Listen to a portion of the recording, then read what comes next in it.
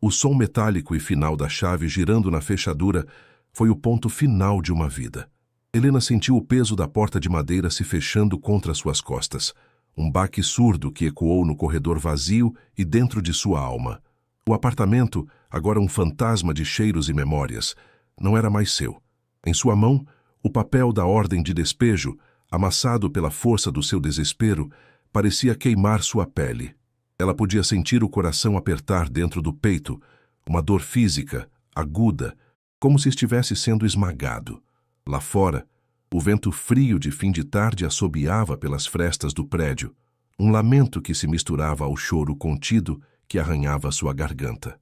Ela olhou para seus filhos, Lucas, de 10 anos, e a pequena Sofia, de 6, encolhidos ao seu lado, seus rostos pálidos sob a luz amarelada do corredor. A náusea da impotência subiu, amarga, e por um instante o mundo girou. Não havia mais para onde voltar. A porta estava trancada. A vida que conheciam, acabada. O silêncio que se instalou era pesado, denso, preenchido apenas pelo som da sua própria respiração trêmula e irregular. Na calçada fria, o barulho da cidade parecia um monstro indiferente. Carros passavam zunindo, suas luzes varrendo os 3 corpos pequenos e perdidos. Helena sentia o estômago doer de uma fome que ela ignorava há 2 dias, mas o som que realmente a torturava era o ronco baixo vindo da barriga de Lucas. Ele tentava disfarçar, olhando para o outro lado da rua, com uma seriedade que não pertencia a um menino de sua idade. Sofia, agarrada à sua perna, tremia de frio, o nariz vermelho e os olhos grandes e assustados fixos no rosto da mãe. "Mamãe, estou com frio", ela sussurrou, a voz um fio frágil que quase se perdeu no ruído do trânsito. Helena sentiu uma onda de vergonha tão intensa que seu rosto esquentou. Ela os abraçou, um gesto automático, tentando em vão transferir o pouco calor que ainda restava em seu corpo. Sua mão buscou o bolso do casaco puído e seus dedos tocaram a única coisa que possuía no mundo. Uma única nota de R$ 50, dobrada e redobrada. Gasta. R$ 50. A quantia era um insulto, uma piada cruel do destino. Era o preço da sua falha. 1 ano. Fazia apenas 1 ano que o riso de seu marido, Roberto, preenchia a casa. Agora, tudo o que restava era o eco doloroso de sua ausência e o cheiro fantasma de hospital que parecia ter impregnado sua alma. Cada centavo, cada economia de uma vida inteira de trabalho duro com sua máquina de costura, fora sacrificado no altar de uma esperança cruel. O câncer. A palavra ainda tinha um gosto metálico em sua boca. Ela lembrava das noites em claro ao lado da cama dele, do som incessante dos monitores, das promessas sussurradas no escuro. "Vou cuidar dos nossos filhos, meu amor. Eu prometo." A memória daquelas palavras agora a rasgava por dentro. Lágrimas silenciosas, quentes e salgadas, finalmente rolaram por suas bochechas geladas, traçando um caminho de dor em seu rosto sujo. Ela não chorava por ele naquele momento. Chorava por ela, por seus filhos, pela promessa que sentia estar quebrando. A solidão era um abismo escuro e gelado que se abria a seus pés, ameaçando engolir tudo. "Mamãe, para onde a gente vai agora?" A pergunta de Lucas foi direta, uma flecha afiada que perfurou a névoa de sua dor. Ele não chorava. Seus olhos estavam fixos nela, uma mistura de medo e uma tentativa desesperada de ser o homem da casa. Helena engoliu em seco, o nó em sua garganta tornando impossível responder. O que ela poderia dizer? Que não sabia? Que estavam sozinhos e sem um teto sobre a cabeça? Que a mãe deles, a rocha de suas vidas, havia se transformado em areia? Ela forçou um sorriso que sentiu rachar seus lábios. "Nós vamos encontrar um lugar, meu filho. Um lugar quentinho." A mentira pesava em sua língua. Ela puxou a pequena Sofia para seu colo, sentindo o corpo magro da menina tremer. O cheiro de seu cabelo infantil, um misto de shampoo barato e medo, encheu seus pulmões e, por um instante, lhe deu uma força que não sabia possuir. A força do desespero. Ela tinha que continuar, por eles, mesmo sem saber como dar o próximo passo. As luzes da cidade começaram a se acender. pintando o céu de um laranja artificial que zombava da escuridão em seu coração. Cada janela iluminada era uma facada, um lembrete das vidas normais que continuavam enquanto a sua desmoronava na calçada. O banco de concreto onde se sentaram parecia uma laje de necrotério, frio e impiedoso. Helena olhou para os rostos de seus filhos. A inocência em seus olhos adormecidos era sua única âncora e sua maior tortura. R$ 50. 2 crianças. Nenhuma porta para bater. Aquele era o fundo do poço, um lugar frio, silencioso e terrivelmente escuro. Ela estava sozinha, encurralada por um destino que parecia determinado a destruí-la. A jornada de Helena está apenas começando, e cada passo será uma luta brutal pela sobrevivência. Se você acredita na força de uma mãe contra o mundo e quer descobrir se um milagre pode nascer da mais profunda escuridão, inscreva-se agora no nosso canal e ative as notificações. Você não vai querer perder o que acontece a seguir. No silêncio gelado da madrugada, enquanto seus filhos dormiam um sono inquieto no banco de concreto, o celular de Helena vibrou uma última vez. Era um zumbido fraco, desesperado, como o de um inseto moribundo. A tela acendeu, mostrando o ícone de bateria piscando em vermelho e um número desconhecido. Por um instante, ela pensou em ignorar, em deixar a última conexão com o mundo morrer em paz. Mas algo a fez atender. A voz do outro lado era distante, arrastada. Um primo de 3º grau cujo rosto ela mal conseguia lembrar. Ele falava sem emoção. Um mensageiro burocrático da morte. Helena? É o Cláudio. Fiquei sabendo o que aconteceu. Olha, uma tia-avó sua, a Matilde, faleceu. Acho que você nem conheceu. Deixaram o seu contato como única parente. Ela deixou para você a única propriedade dela. Um terreno com um celeiro velho, lá no interior. As palavras pairaram no ar frio. Propriedade, terreno, celeiro. Helena sentiu o coração dar um salto doloroso. Uma faísca de esperança, tão improvável e tão poderosa, acendeu-se na escuridão de sua alma. Ela mal ouviu o resto da conversa. A esperança era um fogo que a consumia, cegando-a para a frieza na voz do primo, para a falta de detalhes, um teto, um lugar para seus filhos. A decisão foi tomada no instante em que a ligação terminou. A nota de R$ 50, agora úmida pelo suor de sua mão, era a chave para esse novo começo. Na rodoviária fria e impessoal, o cheiro de diesel misturado ao de salgados velhos revirava seu estômago vazio. Ela se aproximou do guichê, sentindo os olhares de pena dos outros passageiros. 3 passagens para a Vila das Pedras. Só de ida. A voz saiu mais firme do que ela esperava. O atendente, um homem de rosto cansado, mal a olhou. O som da impressora cuspindo os bilhetes foi o som mais doce que ela ouvira em meses. R$ 42,80. Restaram R$ 7,20. Uma fortuna insignificante que representava a fronteira entre a esperança e a miséria absoluta. Segurando os bilhetes como se fossem ouro, ela guiou Lucas e Sofia pela plataforma barulhenta. O ônibus era velho, a pintura desbotada e as janelas sujas. Mas para Helena, naquele momento, ele parecia uma carruagem dourada, levando-os para longe da dor, para um recomeço que ela desenhava em sua mente com as cores vibrantes do desespero, um lugar para chamar de seu. Assim que o ônibus partiu, com um solavanco e um ronco grosso do motor, Helena sentiu uma onda de alívio lavar seu corpo. A cidade, com suas janelas iluminadas e suas calçadas frias, encolhia na janela traseira. Cada quilômetro percorrido era 1 metro a menos de fracasso. Lucas, com o rosto colado no vidro, observava as luzes se transformarem em borrões.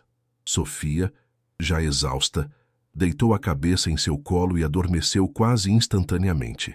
Helena a cobriu com seu casaco puído, sentindo o cheiro familiar de seus cabelos. A esperança, antes uma faísca, agora era uma chama morna que aquecia seu peito. Ela começou a sonhar acordada. Imaginou o celeiro. Talvez fosse rústico, de madeira escura.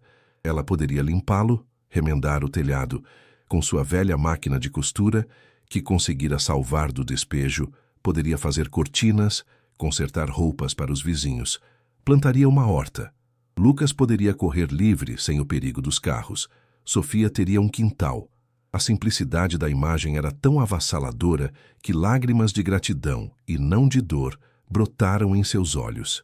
Ela estava indo para casa, mesmo sem nunca ter estado lá.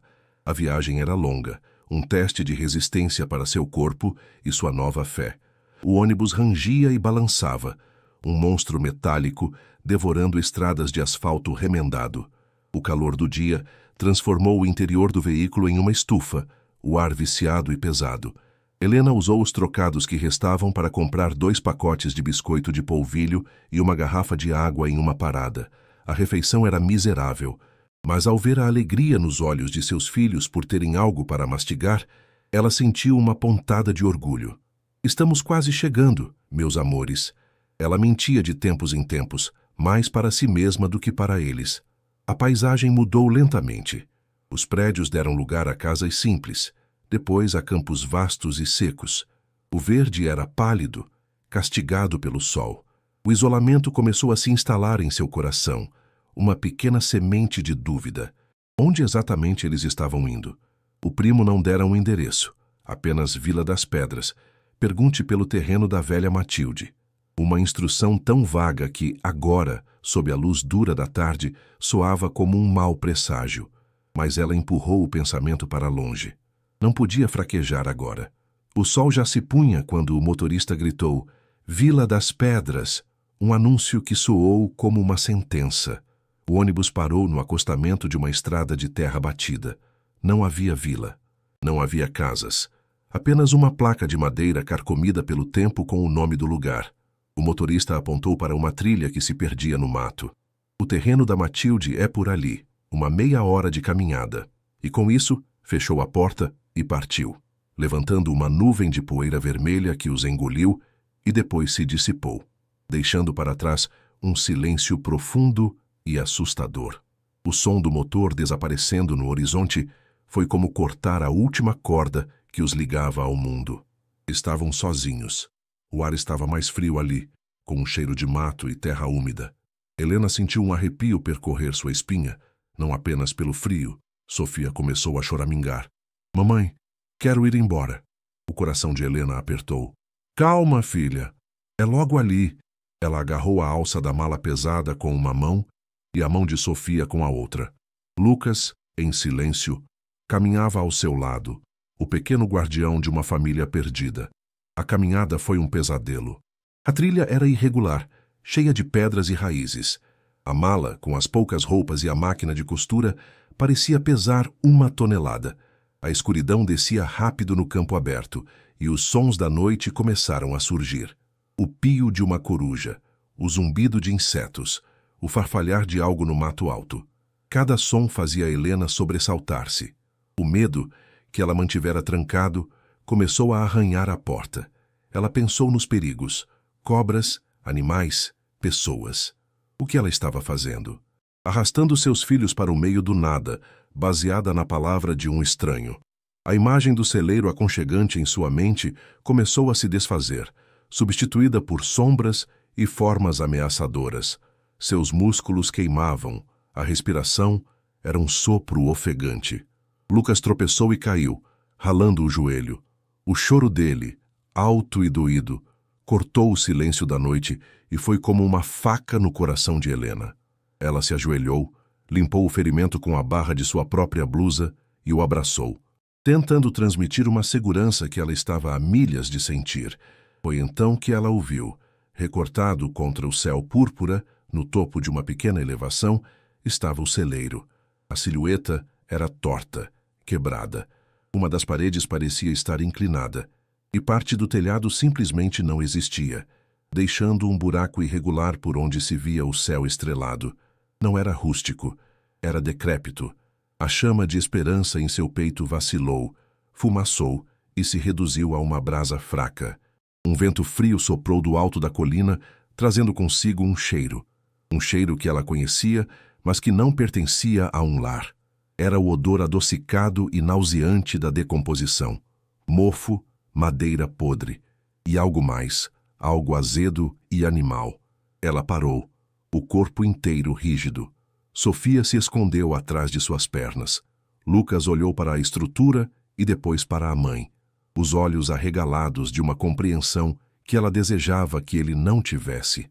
A realidade, fria e brutal, estava ali, a poucos metros de distância, esperando para esmagar o que restava de seu espírito. Mesmo de longe, o som do vento passando pelas frestas da madeira soava como um gemido fúnebre.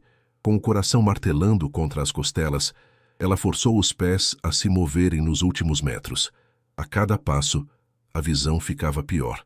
O terreno era um emaranhado de mato alto e espinhento. A porta do celeiro estava caída, pendendo de uma única dobradiça enferrujada, rangendo para frente e para trás com o vento. Helena empurrou o que restava da porta. O rangido foi um grito de protesto, ecoando na estrutura vazia. A escuridão lá dentro era quase total, e o cheiro se tornou insuportável. Uma mistura densa de mofo, umidade e o odor forte de excrementos de ratos e morcegos. Helena sentiu a náusea subir à sua garganta, a mesma que sentira na calçada da cidade, mas agora centenas de vezes mais forte. Ela deu um passo para dentro, e seu pé afundou em algo macio e úmido. Com um grito abafado, ela recuou. Seus olhos, acostumando-se à penumbra, começaram a distinguir as formas do horror. O chão estava coberto por uma camada de feno podre, lixo e sujeira. O telhado, de fato, tinha um buraco gigantesco, e a chuva havia transformado parte do interior em um lamaçal. O que se seguiu foi o colapso silencioso de uma alma. Helena ficou paralisada na entrada, a mala esquecida ao seu lado. O sonho, a horta, a máquina de costura, a vida nova. Tudo se desfez em pó diante daquela visão de abandono e podridão. Este lugar não era um recomeço, era um túmulo. Era pior do que a rua, pior do que o banco frio da praça. Lá, pelo menos, havia luz e a presença distante de outras pessoas. Aqui, havia apenas escuridão, isolamento e o fedor da decadência. Ela olhou para os cantos escuros, imaginando os ratos e as aranhas que se escondiam ali. Ouviu o som agudo de morcegos acima de sua cabeça. Aquele lugar era perigoso, inabitável, uma armadilha. A cruel piada do destino estava completa. Ela não ganhara uma propriedade, ganhara uma ruína. Não recebera uma herança, recebera uma sentença. A força que a impulsionara até ali se esvaiu por completo, deixando um vácuo gelado. As lágrimas que ela segurara por tanto tempo agora não vinham. A dor era tão profunda que secou a fonte. Era o desespero em sua forma mais pura e absoluta. Ela se virou e olhou para Lucas e Sofia, duas silhuetas pequenas e trêmulas contra a luz fraca do crepúsculo. Seus rostos eram máscaras de medo. Ela os trouxera para aquilo. A culpa a atingiu com a força de um golpe físico, tirando-lhe o ar. Ela, a mãe, a protetora, os havia levado para o fundo de um poço ainda mais escuro. Não havia para onde voltar. O dinheiro acabara. O último ônibus partira. Estavam presos ali, naquele mausoléu de esperanças mortas. O frio da noite começou a se infiltrar em seus ossos, um frio que vinha de dentro. Ela se encolheu, não para se aquecer, mas como um animal ferido que espera o golpe final. Aquele não era o fundo do poço que ela conhecera na cidade. Aquele era um abismo. E enquanto o vento uivava através das tábuas podres do celeiro, Helena sentiu, pela primeira vez em sua vida, que talvez não houvesse mais como subir. O silêncio que se instalou foi quebrado apenas pelo choro baixo de Sofia, um som pequeno e frágil, que era a trilha sonora de sua derrota completa e irrefutável. A noite desabou sobre o celeiro como um manto fúnebre, trazendo um frio que parecia nascer do próprio chão podre. A derrota total que Helena sentira lá fora deu lugar a uma necessidade mais primal e feroz, a sobrevivência. Ela não podia deixar seus filhos dormirem ao relento, expostos aos perigos da noite. Com uma determinação nascida do mais puro instinto materno, ela decidiu que fariam daquele inferno um abrigo, nem que fosse por uma única noite. Começou pelo mais básico, varrer. Usando um pedaço de tábua solta como uma vassoura improvisada, ela tentou limpar um canto. A poeira que se levantou era densa, sufocante, uma mistura de terra, palha decomposta e décadas de abandono. O cheiro de mofo e excrementos secos se intensificou, fazendo sua garganta arranhar e seus olhos lacrimejarem. Ela sentiu o estômago revirar, mas forçou-se a continuar. O som áspero da madeira arrastando no chão era o único sinal de luta contra a imensa e opressiva decadência que a cercava por todos os lados. Cada movimento era um esforço. O vento gelado entrava pelas inúmeras frestas da estrutura, assobiando uma melodia triste e desoladora. Cada rajada parecia roubar o pouco calor que os seus corpos ainda guardavam. Helena sentou Lucas e Sofia sobre a única mala que tinham, usando seu casaco para cobrir as perninhas da filha. Sofia tremia incontrolavelmente, os dentes batendo num ritmo fraco e desesperador. "Estou com medo, mamãe", sussurrou Lucas, a voz abafada pelo som do vento. Seu rosto, normalmente cheio de uma energia infantil, era agora uma máscara pálida de ansiedade. Helena sentiu o coração apertar com uma força brutal. Ela se ajoelhou na frente deles, forçando um sorriso que não alcançou seus olhos. "Não precisa ter medo. Eu estou aqui. Vamos ficar juntos e logo vai amanhecer." As palavras soaram vazias até para ela. Ela os abraçou, sentindo os corpos pequenos e frágeis contra o seu. Aquele abraço não era para aquecê-los do frio de fora, mas para protegê-los do terror que crescia dentro de cada um deles, inclusive dela mesma. Era um ato de pura teimosia. Foi então que um movimento rápido na penumbra chamou a atenção de todos. Um vulto pequeno e escuro correu do canto oposto, passando perigosamente perto dos pés de Sofia. Um rato, grande e gordo, com olhos que brilharam por um instante sob a luz fraca da lua que entrava pelo buraco no telhado.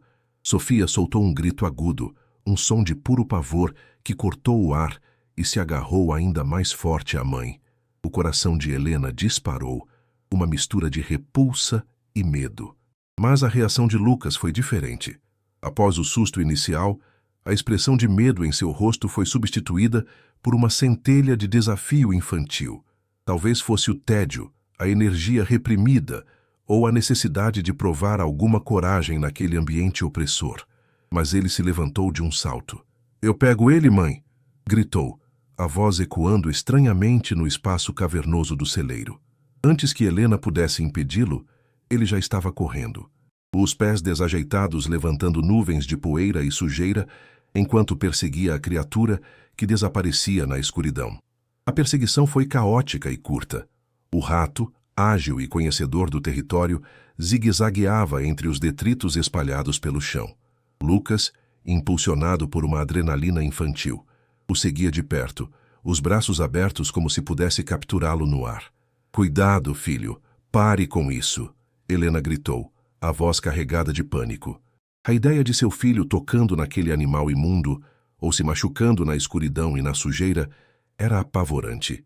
O chão era irregular e traiçoeiro, um campo minado de tábuas soltas, pregos enferrujados e buracos escondidos sob a palha podre.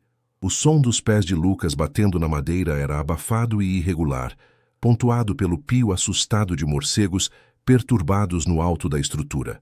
O pequeno feixe de luar que iluminava o centro do celeiro dançava conforme ele corria, criando sombras que pareciam monstros se contorcendo. O rato guinchou e fez uma curva brusca, correndo para uma área do assoalho que parecia mais escura e úmida que as outras. Lucas, sem hesitar, seguiu-o. O som que veio a seguir não foi de passos, mas de uma ruptura, um estalo seco, alto e violento. Craque! O som da madeira velha e podre se partindo sob o peso do menino ecoou pelo celeiro como um tiro. Imediatamente, o barulho da corrida cessou. Um silêncio pesado e repentino caiu sobre o lugar, quebrado apenas pelo uivo baixo do vento lá fora e pelo som agudo de um grito de susto de Lucas. Helena sentiu o sangue gelar em suas veias. O mundo pareceu parar por uma fração de segundo. Sua mente projetou as piores imagens. Seu filho caindo em um buraco, um prego enferrujado perfurando sua pele, um osso quebrado. "Lucas!"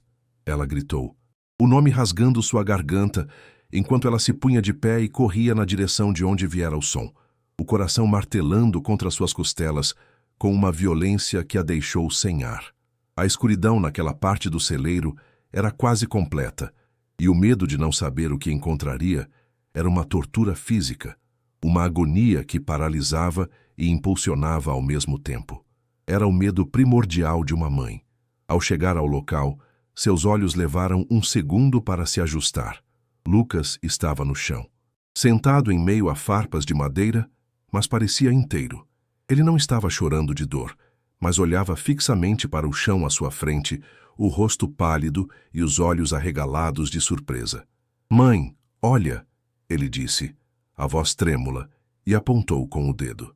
Helena seguiu seu olhar e viu. Onde antes havia um assoalho contínuo, agora havia um buraco irregular, do tamanho de um prato. A tábua de madeira, completamente carcomida pela umidade, havia se desintegrado sob o pé de Lucas. A poeira fina da decomposição ainda flutuava no ar, capturando a luz fraca da lua e criando um espetáculo fantasmagórico. O rato havia desaparecido, mas no fundo do buraco, algo mais chamou a atenção de Helena. Não era o chão de terra batida que ela esperava ver. Havia uma cavidade mais profunda, um pequeno poço de escuridão que parecia ter sido deliberadamente escavado e escondido. Um calafrio percorreu sua espinha, mas desta vez não era de medo, era de curiosidade. Helena se aproximou com cautelas, o coração ainda descompassado. Ela se ajoelhou ao lado do buraco, sentindo a umidade da madeira podre infiltrar-se em seus joelhos. O cheiro que subia da cavidade era diferente do resto do celeiro. Era um odor limpo de terra úmida e fria, o cheiro de um segredo guardado há muito tempo. Afastou as farpas de madeira com cuidado, ampliando a abertura. A escuridão lá dentro era profunda, quase sólida. "Tem alguma coisa brilhando, mãe", sussurrou Lucas, apontando novamente. Helena apertou os olhos e viu também. Um minúsculo ponto de reflexo, um brilho metálico fraco que capturava a pouca luz disponível. Era um brilho que não pertencia àquele lugar de podridão e abandono. Com o coração batendo na garganta, ela estendeu a mão para dentro do buraco.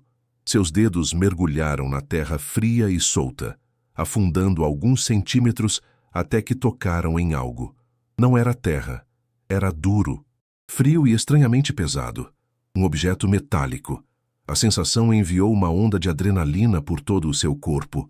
Com os dedos tremendo, ela agarrou o objeto e o puxou para fora da terra. Era pesado, muito mais do que seu tamanho sugeria. Quando o trouxe para a luz fraca, a poeira e a terra seca caíram, revelando sua forma. Era uma chave. Uma chave antiga, feita de ferro escuro, quase preto. Não era como nenhuma chave moderna que já vira. Era grossa, rústica, com uma haste sólida e uma ponta complexa. Mas o que fez Helena prender a respiração foi o detalhe na sua cabeça. No lugar do círculo ou quadrado comum, havia um brasão, um desenho entalhado no metal com uma precisão surpreendente, considerando sua idade. Era a figura de um boi, com chifres longos e uma postura forte e teimosa. O metal era gelado contra a palma de sua mão, mas o peso em si parecia conter um calor, uma história. Ela sentiu uma conexão imediata e inexplicável com aquele objeto. Lucas e Sofia se aproximaram, seus medos esquecidos, os olhos fixos na descoberta. O silêncio no celeiro agora não era de desespero, mas de expectativa. Aquele objeto não parecia acidental. 1 milhão de perguntas explodiram na mente de Helena. Uma chave. Mas uma chave para quê? Não havia portas trancadas naquele celeiro em ruínas.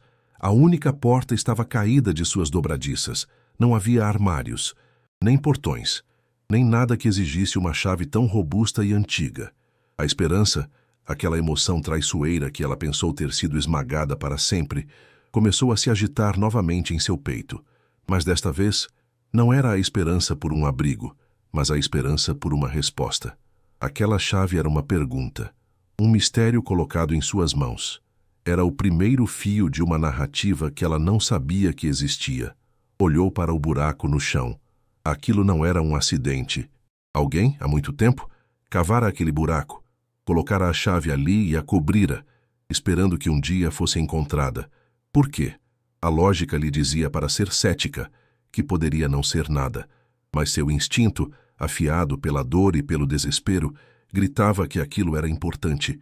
que sua chegada àquele lugar, talvez, não fosse apenas o fim de uma estrada, mas o começo de outra.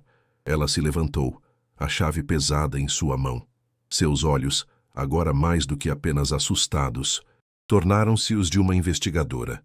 Ela começou a esquadrinhar cada canto do celeiro com uma nova intensidade, não mais procurando apenas um lugar para dormir, mas procurando por uma fechadura. A luz da lua era sua única aliada, projetando sombras longas e enganosas. Ela passou a mão pelas paredes de madeira farpada, procurando por qualquer sinal de uma porta escondida, um alçapão, um painel secreto. Nada. A frustração começou a crescer. Uma ansiedade aguda que substituía a adrenalina da descoberta. Teria sido tudo em vão? Seria apenas um objeto antigo, perdido e sem propósito? Lucas, sentindo sua frustração, tentou ajudar, batendo em tábuas aleatórias e chamando: "Aqui, mãe! Tenta aqui!" Cada tentativa falha era uma pequena facada em sua esperança recém-nascida. O celeiro, que por um momento parecera um lugar de mistério, voltava a ser apenas uma casca podre e vazia. O peso da chave em sua mão parecia zombar dela. O desalento começava a se instalar novamente quando seu olhar, cansado, pousou na estrutura mais sólida e permanente de todo o lugar. O coxo de alvenaria. Era um longo bebedouro ou comedouro para animais, construído com pedras grandes e cimento, encostado em uma das paredes de pedra do celeiro. Em sua busca frenética, ela o ignorara, considerando-o apenas parte da mobília inútil do lugar. Agora, algo a atraiu até ele. Era a única coisa que parecia ter sido construída para durar, para resistir ao tempo que destruíra todo o resto.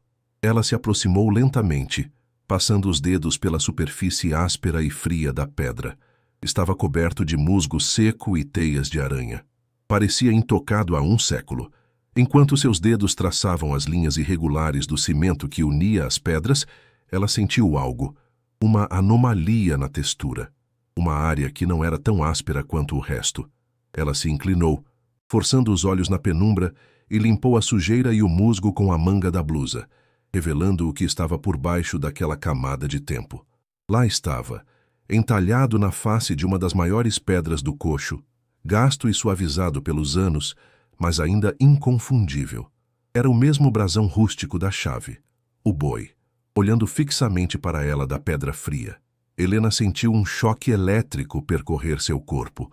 Um arrepio subiu por sua espinha e fez os pelos de seus braços se eriçarem.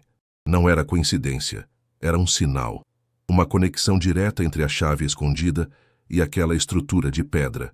Seu coração começou a bater tão forte que ela podia ouvi-lo em seus próprios ouvidos. Um tambor abafando o som do vento. Este era o lugar. A fechadura não era uma fechadura comum. Era um quebra-cabeça. A adrenalina voltou com força total, varrendo o cansaço e o frio. Ela examinou a pedra com o brasão, procurando desesperadamente por um buraco de chave, uma fenda, qualquer coisa. Mas não havia nada. A superfície era sólida, impenetrável. A pedra parecia rir de seu esforço, guardando seu segredo com uma teimosia milenar. O mistério se aprofundava, e a solução parecia estar ali, ao alcance de seus dedos. Ela tentou empurrar a pedra, usou todo o peso de seu corpo, os pés firmes no chão sujo, mas a rocha não se moveu 1 milímetro. Estava solidamente cimentada no lugar. Lucas tentou ajudar, empurrando-a ao seu lado com toda a sua força de menino, o rosto vermelho pelo esforço. Nada. Frustrada, Helena bateu com o punho na pedra, um som surdo que ecoou sua impotência. Foi então que uma ideia lhe ocorreu. A chave. Talvez não fosse para ser girada. Ela pegou a chave de ferro, sentindo seu peso reconfortante. Olhou novamente para o brasão na pedra. O desenho do boi era detalhado. Havia um ponto específico, o olho do animal, que parecia um pouco mais fundo que o resto do entalhe. Uma pequena depressão quase imperceptível. Era um alvo. Com a respiração suspensa, ela alinhou a ponta da haste da chave com aquele pequeno ponto. Ela não a girou. Ela a empurrou. A ponta da chave se encaixou perfeitamente na depressão, como se tivesse sido forjada exatamente para aquele propósito. Ela aplicou pressão. Por um segundo, nada aconteceu. A decepção ameaçou tomá-la novamente. Mas então, ela ouviu. Um som baixo, um rangido profundo que parecia vir das entranhas da terra. O som de pedra raspando em pedra. Lento, relutante, como se acordasse de um sono de décadas. O chão sob seus pés vibrou levemente. Lucas deu um passo para trás, assustado. Helena manteve a pressão, o coração na boca. A pedra com o brasão do boi começou a se mover, não para os lados, mas para dentro. Ela estava afundando lentamente na parede, revelando não a alvenaria sólida que esperava, mas uma escuridão quadrada e perfeita, uma abertura, um compartimento secreto que estivera escondido à vista de todos por todo aquele tempo. Uma lufada de ar escapou da abertura, um sopro seco e empoeirado, carregando o cheiro de papel velho, couro e madeira seca. Era o cheiro de um tempo selado, uma cápsula do tempo esperando para ser aberta. A pedra parou, completamente recuada, deixando um buraco escuro e convidativo na parede do coxo. Helena ficou paralisada por um momento, a mente tentando processar o que acabara de acontecer. Era como algo saído de um livro de aventuras, não da sua vida de miséria e perdas. Lucas, recuperado do susto, foi o primeiro a espiar. "Mãe, tem uma caixa", ele sussurrou, a voz cheia de admiração. Helena se aproximou e olhou para dentro. Na cavidade escura, repousando sobre um fundo de pedra, estava um baú de madeira escura, reforçado com tiras de ferro preto e cravejado de rebites. Não era excessivamente grande, mas parecia incrivelmente pesado e sólido. A visão daquele objeto, tão deliberadamente escondido, fez a realidade da situação finalmente se assentar. Aquilo não era um jogo. Aquilo era sério. Era um segredo de família que atravessara gerações para chegar até ela. Com um esforço conjunto, ela e Lucas agarraram as alças de ferro nas laterais e puxaram o baú para fora. Ele deslizou sobre a pedra com um som arrastado e pesado, finalmente pousando no chão do celeiro, com um baque surdo que selou o momento. O baú estava diante deles, um artefato de um passado desconhecido. A madeira era escura e sem verniz, e as tiras de ferro estavam cobertas por uma fina camada de ferrugem. No centro da tampa, uma grande e robusta fechadura de ferro guardava seu conteúdo, e o buraco da fechadura parecia ter sido feito sob medida para a chave, que Helena ainda segurava firmemente em sua mão. Seus dedos tremiam tanto que ela mal conseguiu guiar a chave até a fechadura. O metal arranhou contra o metal. Ela empurrou. A chave deslizou para dentro com uma suavidade surpreendente, um encaixe perfeito que enviou um arrepio pela sua espinha. Com a respiração presa na garganta, ela girou a chave. Não houve resistência. Apenas um som. Um clique alto, metálico e definitivo, que ecoou no silêncio do celeiro como o estalar de um osso. Clique. O som da abertura, o som de um segredo se rendendo. Por um instante, ninguém se moveu. O mecanismo fora destravado. O que quer que estivesse lá dentro, agora era acessível.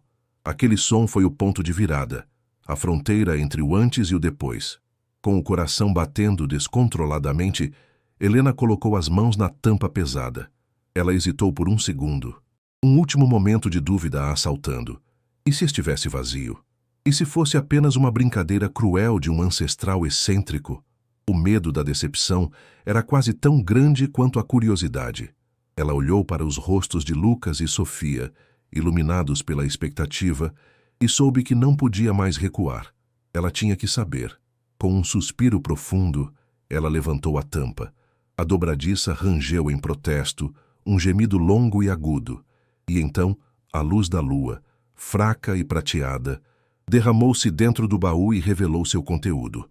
Helena ofegou. Um som engasgado escapou de seus lábios. Seus olhos se arregalaram em descrença. Não estava vazio. Estava cheio.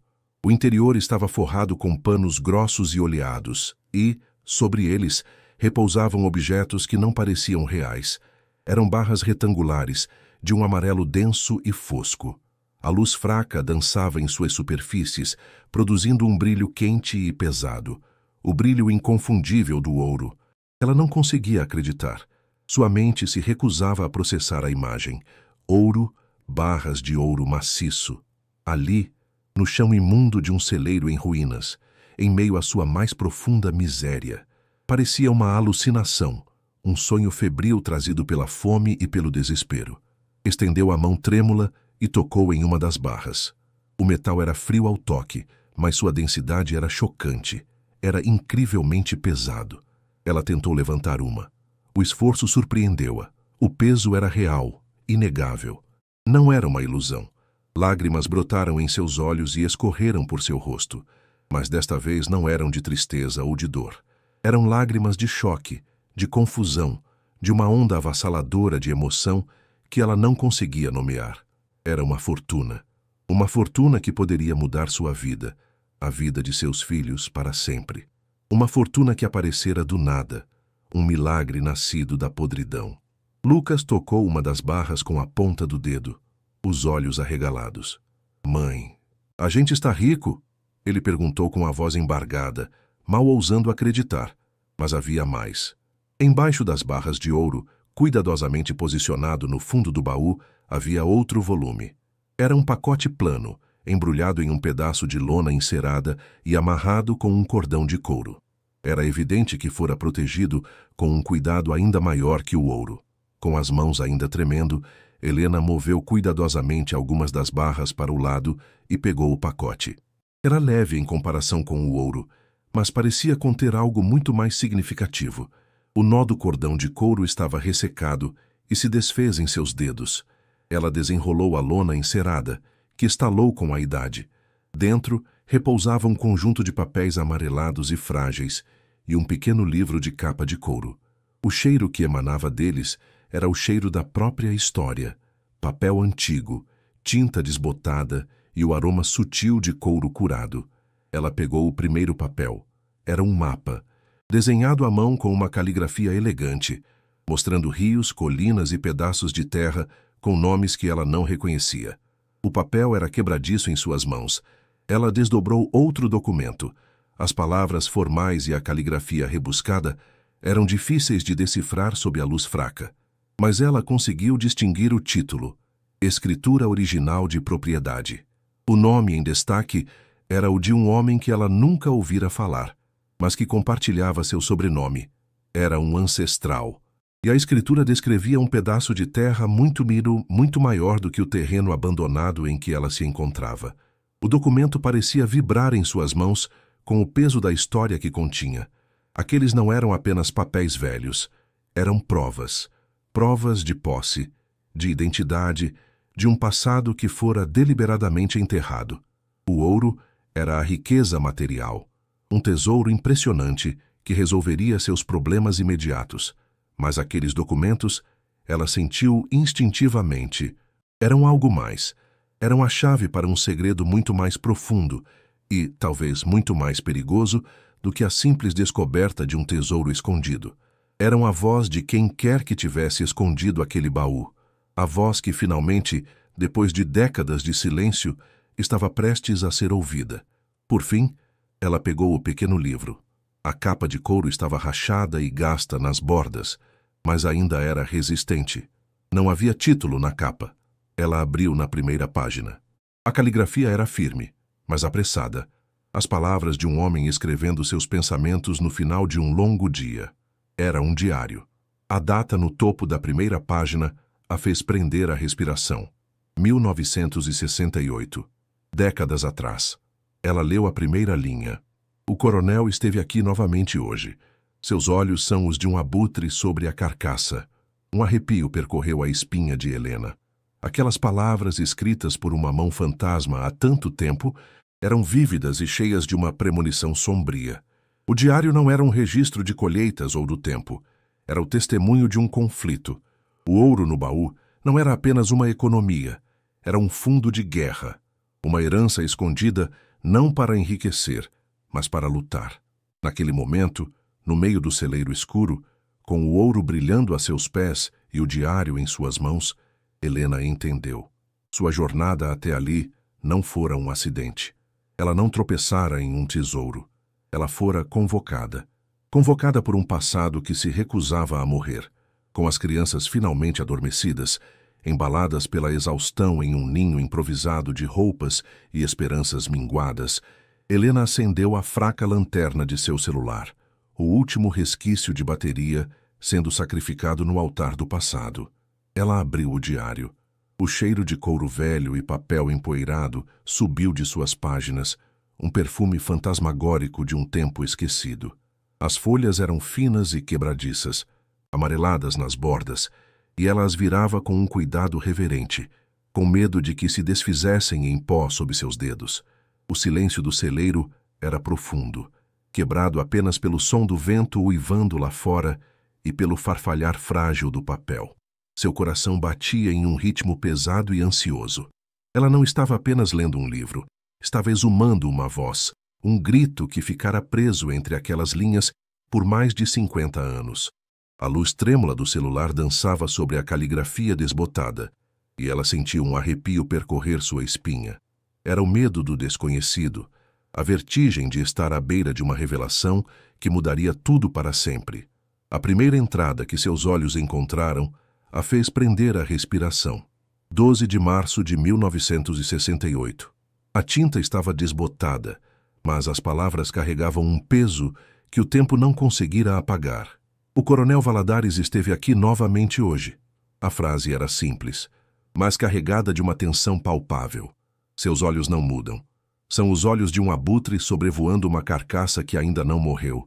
Ele falou de progresso, de plantar soja até onde a vista alcança, e fez uma nova oferta pela minha terra. A mesma oferta ridícula de sempre. Ele não quer comprar, quer roubar. Sorri e recusei, mas quando ele se foi, o ar na varanda ficou pesado, com o cheiro da ganância dele. Helena sentiu um calafrio na nuca. Ela podia quase ouvir a voz grave do seu bisavô, João, a tensão por trás de sua recusa educada. Naquele instante, uma ponte invisível se formou entre ela, a mulher desesperada no chão de um celeiro em ruínas, e o homem que, décadas atrás, lutara para proteger aquele mesmo chão. A ameaça tinha um nome: Valadares. Virando as páginas com cuidado, Helena mergulhou na alma de seu bisavô. As entradas seguintes não eram sobre ameaças, mas sobre amor. João descrevia a terra com uma paixão que a emocionou. Ele não falava de hectares ou de valor monetário. Falava do cheiro da terra depois da chuva, do som do riacho correndo nos fundos da propriedade, da forma como o sol da manhã dourava os campos de milho. Esta terra não é minha. Ela apenas está sob meus cuidados, ele escreveu. Ela alimentou meu pai e alimentará meus filhos. Cada grão que brota aqui é uma promessa. Vender esta terra seria como vender os ossos dos meus antepassados. Helena sentiu uma lágrima escorrer por seu rosto. Ela, que acabara de ser despejada de um apartamento alugado, compreendia agora o significado de raízes. Ela olhou para Lucas e Sofia, dormindo serenamente, e entendeu a ferocidade com que João defendia seu legado. Não era por orgulho, era por eles, pelos filhos que viriam, pela promessa contida em cada grão. A narrativa do diário, então, escureceu. A cortesia do coronel deu lugar à intimidação. 14 de abril. Cortaram a cerca do pasto dos fundos durante a noite. 2 vacas se perderam. O capataz do coronel as encontrou perto da estrada, dizendo que tive sorte. Não foi sorte, foi um aviso. 2 semanas depois. Ouvimos tiros ontem à noite, perto demais. Não eram caçadores, eram para nós. Maria está apavorada. Mal dorme.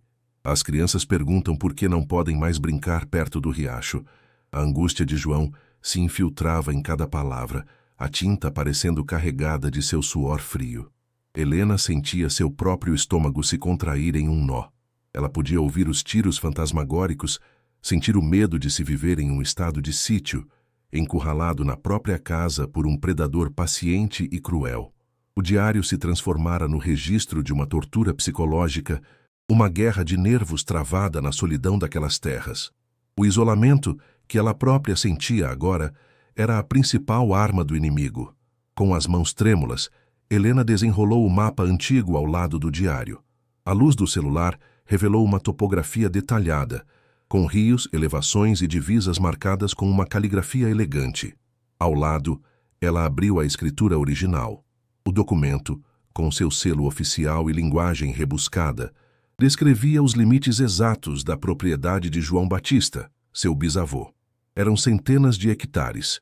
Uma propriedade vasta, cortada por um rio, com terras descritas como de primeira cultura. Ela olhou ao redor, para as paredes podres do celeiro, para o pequeno terreno coberto de mato. O que ela herdara não era a propriedade. Era o vestígio esquecido, o canto desprezado de um reino roubado. A gigantesca e próspera fazenda de soja que o motorista do ônibus apontara ao longe, o Império dos Valadares, fora construída sobre a maior parte daquela terra. Uma náusea de injustiça subiu por sua garganta, quente e amarga. O crime não era mais uma suspeita. Estava ali, desenhado no mapa e oficializado na escritura. Foi então que ela encontrou a entrada que explicava tudo. A caligrafia estava mais firme, como se escrita com uma resolução sombria. 2 de junho. Ele não me deixará em paz. Sei que o tempo está se esgotando. Vendi as últimas cabeças de gado e o trator. Consegui juntar tudo. Não para mim. Se eu usar este dinheiro para ir embora, ele terá vencido. Se eu ficar e lutar, ele me matará. Então, este ouro não é para mim. É para o futuro.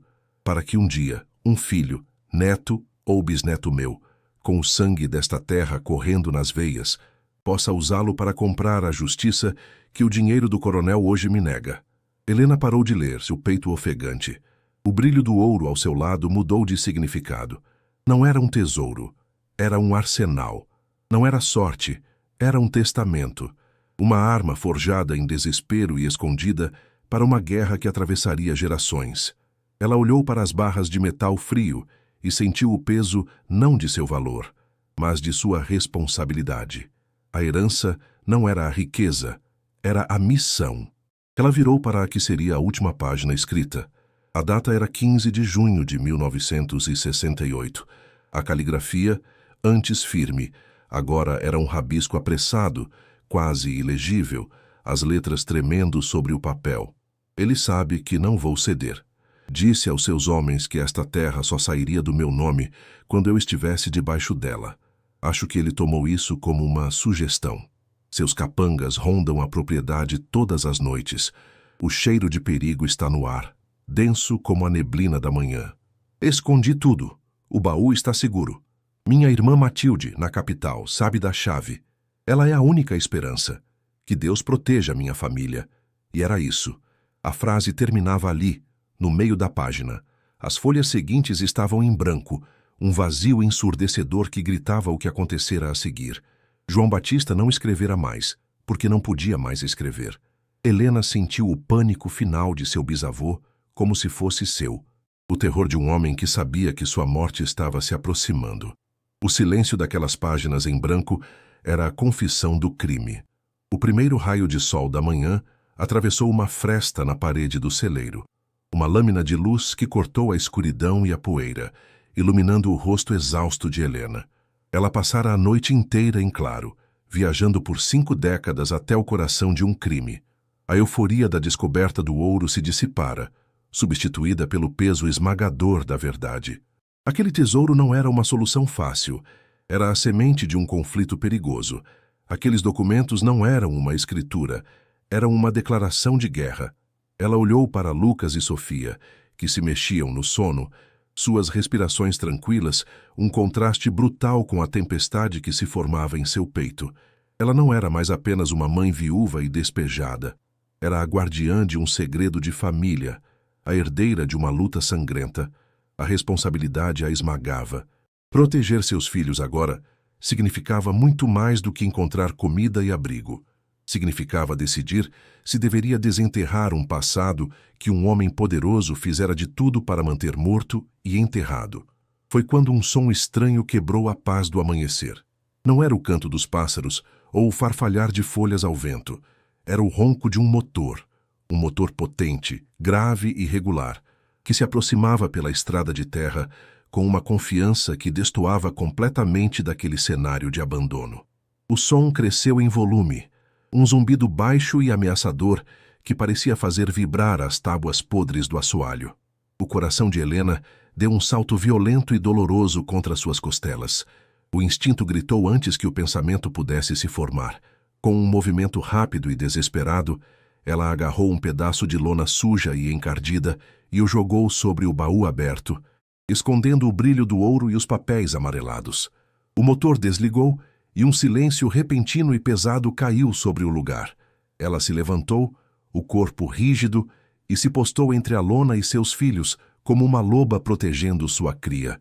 Ela podia ouvir o som nítido de uma porta de carro se abrindo, seguido por passos firmes e deliberados na terra seca. Alguém havia chegado. Uma caminhonete preta, imaculada e reluzente, brilhava sob o sol da manhã. O veículo era tão deslocado naquele ambiente de ruína que parecia uma aparição de outro mundo. A porta do motorista se abriu e um homem saiu. Não era um fazendeiro de mãos calejadas ou um capanga de rosto marcado. Ele era alto, vestia uma camisa polo impecável e calças de sarja que pareciam nunca ter tocado em poeira. Seus sapatos caros estavam absurdamente limpos. Ele tinha um sorriso branco e afável, e o cabelo perfeitamente penteado. Ele caminhava em direção ao celeiro, com a postura relaxada de um rei inspecionando seus domínios. Helena sentiu um frio percorrer sua espinha, um reconhecimento que não vinha da memória, mas do instinto. Era a mesma arrogância, a mesma aura de poder que seu bisavô descrevera. Era o neto do abutre. Ele parou a poucos metros da entrada, e o sol da manhã, ao incidir em seu rosto, não conseguiu aquecer a frieza em seus olhos.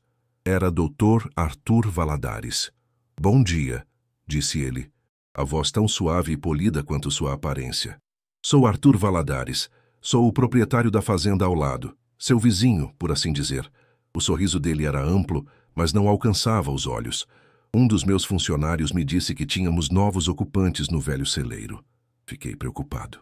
Ele olhou para o interior da ruína, seus olhos passando rapidamente por Helena, pelas crianças adormecidas e pelo ambiente de miséria, com um desprezo mal disfarçado de compaixão. "Imagino que as coisas não estejam fáceis, e, francamente, este lugar não é seguro, especialmente para uma senhora e duas crianças pequenas."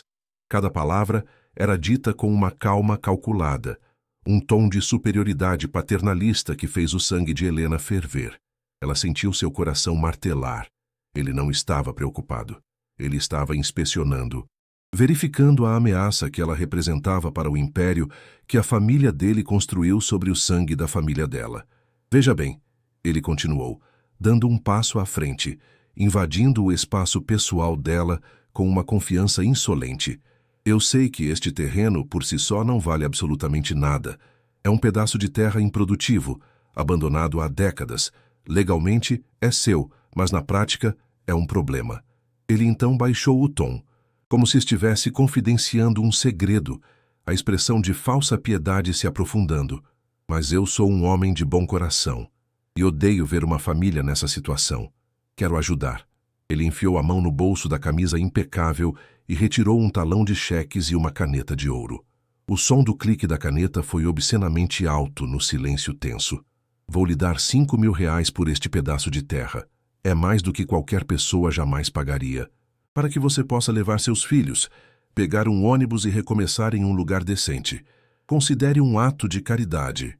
A oferta era um tapa na cara, uma zombaria tão grande que Helena sentiu o ar lhe faltar. Uma onda de raiva pura e escaldante subiu pelo corpo de Helena, queimando a névoa de medo e exaustão. As palavras de seu bisavô ecoaram em sua mente.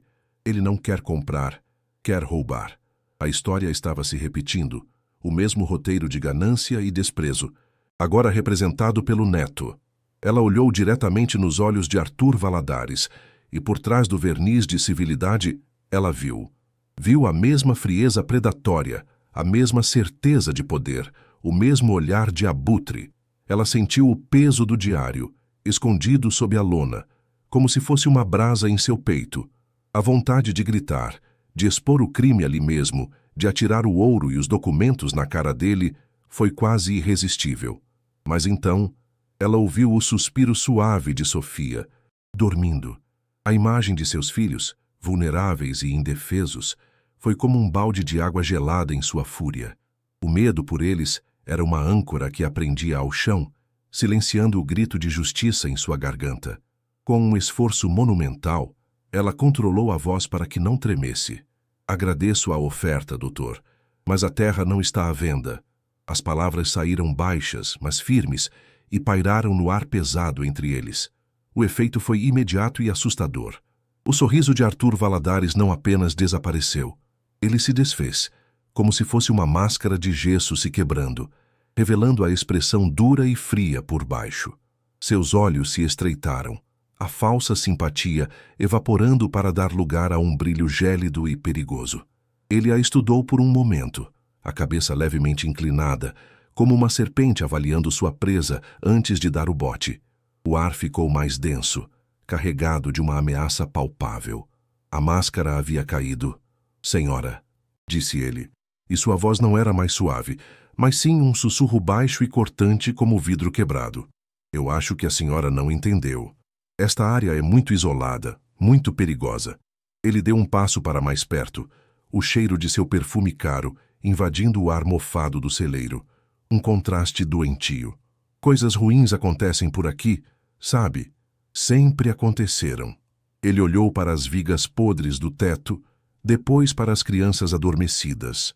E um sorriso fino e cruel brincou no canto de seus lábios. Acidentes trágicos, gado que adoece, pessoas que se perdem na mata e simplesmente desaparecem. Ele voltou a olhá-la nos olhos, a ameaça agora explícita, nua e crua. Seria uma pena terrível se algo de ruim acontecesse a uma família tão bonita, tão longe de tudo e de todos. Ele a encarou por um longo momento, deixando que o veneno de suas palavras se infiltrasse na alma dela. Então, sem mais uma palavra, ele se virou, caminhou com seus passos firmes de volta para a caminhonete e partiu, levantando uma nuvem de poeira que pairou no ar como uma promessa sombria. Helena ficou paralisada, o coração batendo violentamente, o eco da ameaça reverberando em seus ouvidos. A herança de seu bisavô poderia ser sua salvação, mas agora ela sabia que também era sua sentença de morte. O que você faria no lugar dela? Aceitaria a derrota? Pegaria o dinheiro e fugiria para proteger seus filhos, ou ficaria para lutar, arriscando tudo pela justiça de um fantasma contra um inimigo que já provou ser capaz de matar? A poeira levantada pela caminhonete de Arthur Valadares demorou a assentar, mas o veneno de suas palavras pairou no ar, denso e sufocante. Helena permaneceu imóvel, um pilar de gelo no meio da ruína, sentindo o sangue gelar em suas veias. Cada sílaba da ameaça ecoava em sua mente. Um loop macabro, acidentes trágicos, pessoas que desaparecem, o sorriso cruel, a frieza nos olhos, a promessa velada de violência. Não era mais uma questão de terra ou de dinheiro. Era uma questão de vida ou morte. Ela sentiu uma onda de náusea tão forte que precisou se apoiar em uma viga de madeira podre, a superfície áspera e farpada arranhando sua mão. Sua respiração era curta, irregular, e seu coração batia com uma força descontrolada. Um tambor de guerra anunciando um perigo iminente. Ela olhou para o local onde as crianças dormiam. Duas figuras inocentes e vulneráveis no meio daquele cenário de podridão. E o medo que sentiu por elas foi uma dor física, uma faca que se torcia em seu ventre. Ele as vira. Ele as usaria contra ela. O silêncio que se seguiu à partida do carro foi mais assustador do que o ronco do motor. Era um silêncio carregado, expectante. O celeiro, que por algumas horas parecera um refúgio de segredos e possibilidades, transformou-se instantaneamente em uma armadilha, uma gaiola exposta. Cada sombra parecia se alongar, ameaçadora. O som do vento uivando pelas frestas soava agora como o lamento dos fantasmas que Valadares prometera criar. Helena sentiu um arrepio percorrer sua espinha, um frio que nada tinha a ver com a brisa da manhã. Ela sabia, com uma certeza visceral, que ele voltaria. Talvez não pessoalmente, talvez não com um sorriso falso e um talão de cheques. Da próxima vez, ele mandaria os acidentes. Ela estava sozinha, isolada, a quilômetros de qualquer ajuda, com duas crianças e um segredo que valia uma fortuna e uma sentença de morte. A urgência a incendiou. Ela não podia ficar ali. Esperar era o mesmo que se deitar em um túmulo e aguardar que a terra a cobrisse. Precisava de ajuda. Precisava de um aliado. A lembrança veio como um flash, uma faísca na escuridão de seu pânico. As palavras do motorista do ônibus, ditas de forma casual. O terreno da Matilde é por ali. Tem só um velho, o seu Jamil, que mora a alguns quilômetros para dentro do mato. Naquele momento, parecera uma informação irrelevante. Agora, era sua única e desesperada esperança. Um velho, sozinho no mato. O que ele poderia fazer contra o poder dos Valadares? Provavelmente nada, mas ele conhecia a região, conhecia as pessoas, talvez conhecesse as histórias. Com a decisão tomada, uma nova onda de adrenalina, a adrenalina da ação, substituiu o medo paralisante. Ela correu para o baú, abriu-o e pegou apenas o diário e os documentos, enrolando-os com cuidado e escondendo-os sob a blusa. O papel velho e frágil pressionado contra sua pele. O ouro era pesado demais, um risco desnecessário. A verdadeira arma, a verdadeira prova, era a história contida naquelas páginas. Ela acordou as crianças com uma gentileza apressada, o coração apertado ao ver a confusão em seus rostos sonolentos. Vamos, meus amores, vamos fazer um passeio, conhecer um vizinho, ela disse, a voz forçadamente alegre. Uma mentira que arranhou sua garganta. Ela não tinha tempo para explicar. O medo em seus próprios olhos era contagiante, e ela viu a ansiedade se espelhar nos de Lucas. Ela os guiou para fora do celeiro, para a luz dura do sol da manhã, lançando um último olhar para a ruína que representara, em menos de 24 horas, o fundo do poço e o vislumbre de um tesouro. Agora era apenas um alvo. Seguiu a estrada de terra na direção oposta a que Valadares viera, internando-se ainda mais naquela paisagem isolada. A caminhada sob o sol forte era castigante, o ar era quente e seco, e logo o suor começou a escorrer por seu rosto, misturando-se à poeira. A cada passo, ela olhava para trás, o coração saltando a cada som do vento, a cada farfalhar de folhas, esperando a todo momento ouvir o ronco do motor da caminhonete preta retornando. O pacote de documentos sob sua blusa parecia queimar, um lembrete constante do perigo que carregava. A casa de seu Jamil era pouco mais que uma cabana, mas contrastava brutalmente com a decadência do celeiro. Era pequena, de madeira envelhecida pelo sol e pela chuva, mas era cuidada. Havia um pequeno jardim na frente, com flores coloridas e teimosas que desafiavam a secura da terra. Um cheiro fraco de fumaça de lenha e café pairava no ar. Do lado de fora, sentado em uma cadeira de balanço na varanda sombreada, estava um homem. Ele era velho, a pele de seu rosto um pergaminho de rugas profundas, os cabelos completamente brancos e ralos. Ele observou a aproximação de Helena e das crianças em silêncio, os olhos semicerrados sob as sobrancelhas espessas. Não havia surpresa em seu rosto, apenas uma cautela quieta e antiga. Ao seu lado, um cachorro vira-lata de pelo amarelado levantou a cabeça e rosnou baixo, o som, um aviso claro. Helena parou a uma distância segura, o coração martelando, a respiração ofegante pela caminhada e pelo medo. Sua única esperança estava ali, naquele velho frágil e em seu cão de guarda. — Bom dia, senhor, disse Helena, a voz saindo mais trêmula do que pretendia. — Meu nome é Helena. Eu sou a sobrinha neta da Matilde. Herdei o celeiro. O velho não respondeu imediatamente.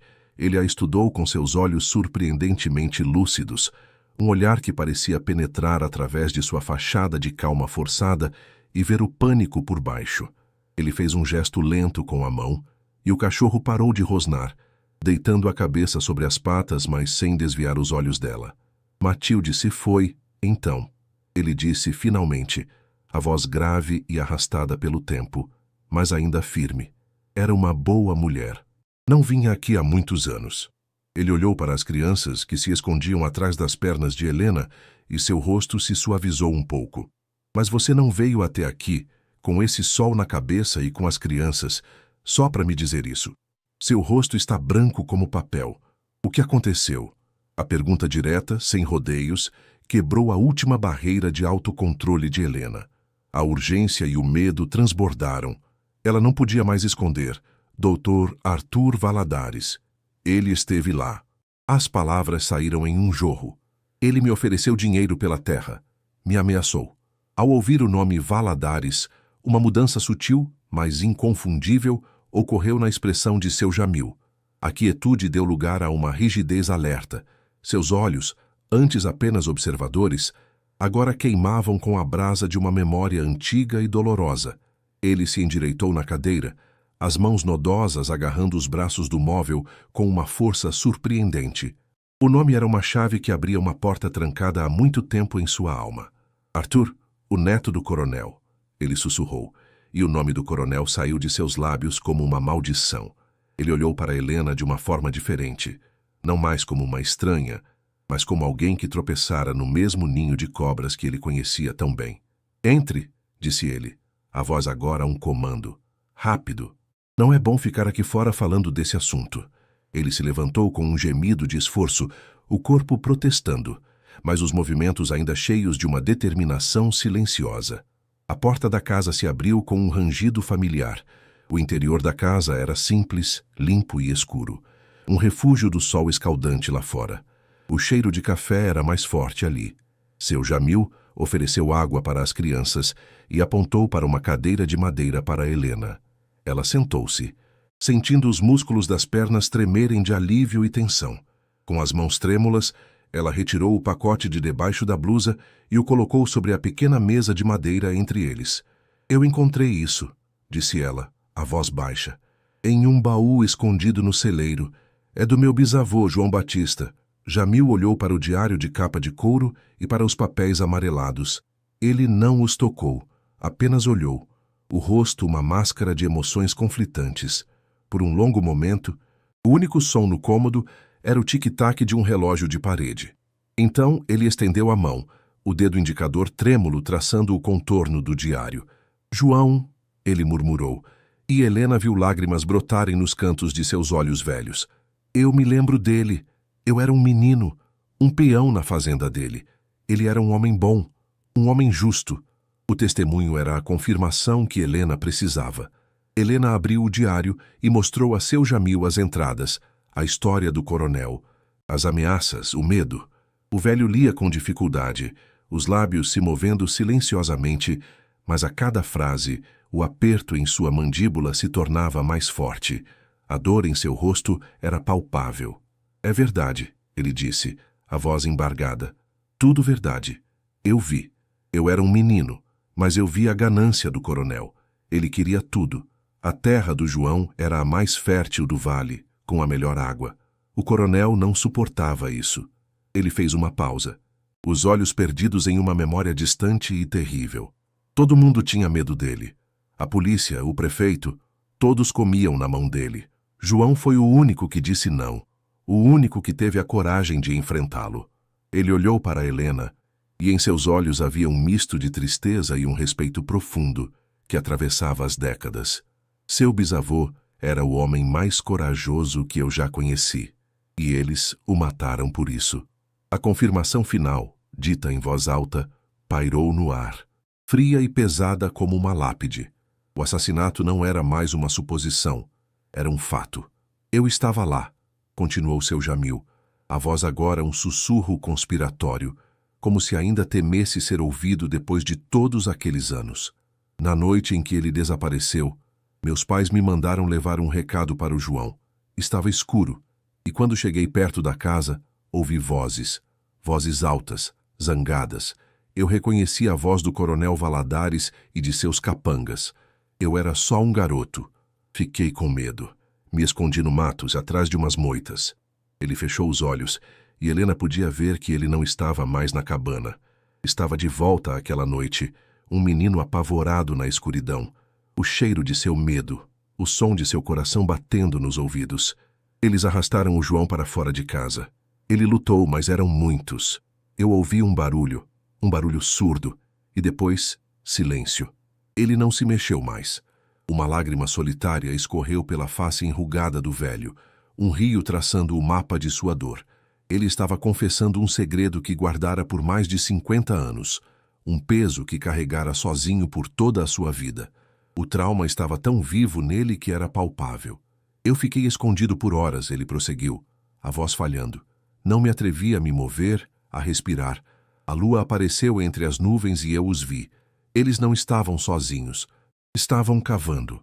O som das pás batendo na terra. É um som que nunca esqueci. Um som seco, funesto. Eles cavaram rápido, como animais assustados. Helena prendeu a respiração. O corpo inteiro tenso. Aquela era a peça que faltava. O final do diário, a página em branco. Seu Jamil era a testemunha ocular do crime, o último guardião vivo daquela história terrível. A revelação era mais horrível e mais concreta do que qualquer coisa que ela pudesse ter imaginado. O corpo de seu bisavô não estava em um cemitério. Estava em algum lugar naquela terra, em uma cova anônima, sua morte um segredo enterrado junto com ele. A injustiça era tão profunda, tão visceral, que Helena sentiu uma onda de fúria e tristeza que quase a sufocou. A dor de seu bisavô, a dor de sua família, tornara-se sua própria dor. Ela agora era a herdeira não apenas da terra, mas daquele assassinato. Onde? Helena perguntou. A voz, um fio. Onde eles o enterraram? Seu Jamil abriu os olhos e olhou diretamente para ela, a dor dando lugar a uma resolução sombria. Eu sei o lugar exato.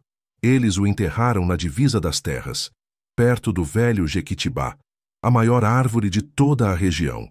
Eles acharam que ninguém nunca procuraria ali, na fronteira entre o que era dele e o que o coronel já tinha tomado. Ele apontou para uma direção pela janela. A árvore ainda está lá, um marco silencioso.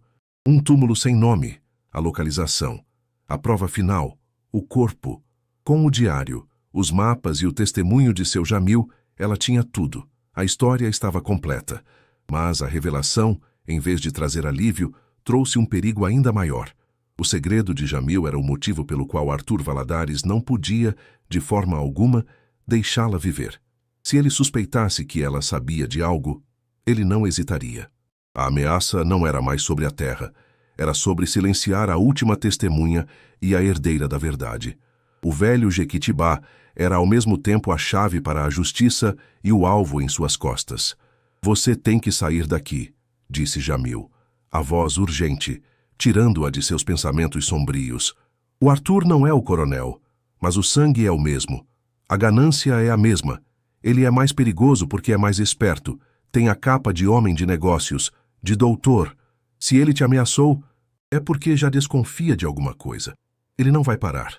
Ele não pode se dar ao luxo de ter você aqui fazendo perguntas, remexendo no passado. Ele se levantou, andando de um lado para o outro na pequena sala, a agitação de um animal enjaulado. A polícia local não vai te ajudar. Eles pertencem aos Valadares, sempre pertenceram. Se você for até eles, estará assinando sua sentença e a minha. O desespero voltou a tomar conta de Helena. Ela estava encurralada. Para onde poderia ir? Que porta poderia bater? O mundo parecia ter encolhido, e em todos os lugares havia a sombra dos Valadares. Ela olhou para seus filhos, que agora brincavam em silêncio no chão com umas pedrinhas, alheios ao vórtice de perigo que os sugava. A impotência era um gosto amargo em sua boca. A noite caiu rapidamente, e com ela, uma nova camada de medo. Seu Jamil insistiu que eles ficassem, que seria mais seguro do que voltar para o celeiro exposto. Mas a pequena cabana, que parecera um refúgio, agora se sentia frágil, uma casca de noz em um mar de perigo. Cada estalo da madeira da casa, cada som vindo da escuridão lá fora, fazia o coração de Helena saltar. A escuridão não era mais um véu para o descanso, mas um manto para os predadores. Eles se sentaram em silêncio na cozinha mal iluminada, o único som sendo o da lenha queimando no fogão. As crianças dormiam em um pequeno quarto dos fundos. Jamil afiava uma faca de cozinha com movimentos lentos e deliberados. O som do metal raspando na pedra era enervante, um ritmo para a ansiedade crescente. Helena abraçava a si mesma, tentando parar de tremer. A imagem de Arthur Valadares, seu sorriso frio e seus olhos mortos, estava gravada em sua mente. Ela podia sentir sua presença lá fora, na escuridão, observando, esperando. O tempo parecia estar se esgotando. Foi então que o cachorro, que dormitava na varanda, levantou a cabeça abruptamente. Um rosnado baixo e profundo vibrou em seu peito. Seu Jamil parou de afiar a faca, o corpo instantaneamente rígido. O silêncio que se seguiu foi absoluto.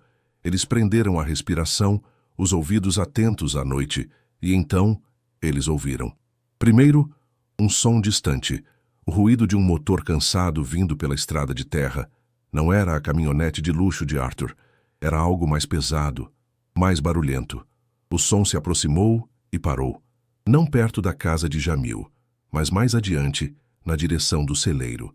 Um instante de silêncio, e então, o som inconfundível de portas de carro batendo. Mais de uma.